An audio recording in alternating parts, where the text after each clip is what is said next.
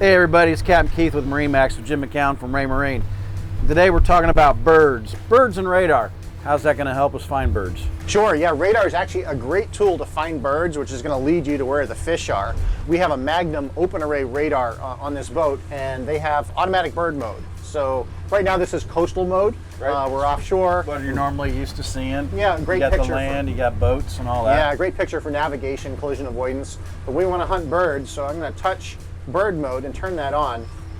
And what this does is it changes the mode of the radar, so now it's emphasizing small contacts out on the horizon. So birds are going to show up as a greenish blue blips, individual birds or flocks, so you can pick them both up. You can potentially see birds all the way out to 10 miles with the Magnum system. That works best when you're in real true offshore conditions, so you're not getting any kind of backscatter from the land, but it'll pick them up very nicely. Nice.